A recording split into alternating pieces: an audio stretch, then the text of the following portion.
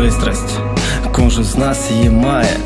Пристрасть, життя заполоняє, вона є настільки сильною, що стає для нас красою вічною. Неважливо, велика чи мала, неважливо, тліє чи пала, все одно це вона, а вона ніколи не відпустить і займе престоли, престоли ваших планів і престоли мрій. Вона відважна, бо вступає в бій з вашими страхами, як буревій. Зносить всі сумніви, вбиває застій, стає дечим більшим, коханням чи сенсом, стає хмарочосом і тим шансом дійти з першого поверху на останній і стати володарем в мрії жаданій. Слухай серце, та не забувай про розум, правильним думкам зроби фору, і слабким сторонам ніякої фори, тільки вперед штурмуй гори. Слухай серце, та не забувай про розум, правильним думкам зроби форум, і слабким сторонам ніякої фори, тільки вперед штурмуй гори.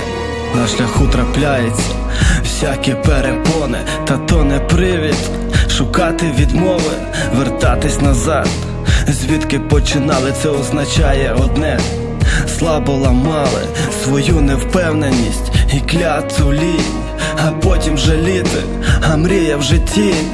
Завжди з тобою, а користі нуль, тому не здавайся і далі прямуй.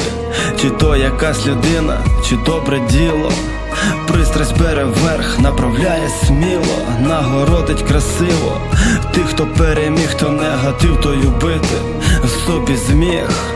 Пристрасть, кожен з нас її має, це річ серйозна, так просто не зникає, вона прекрасна, я точно знаю, тож не вбивайте її і відійдіть від краю.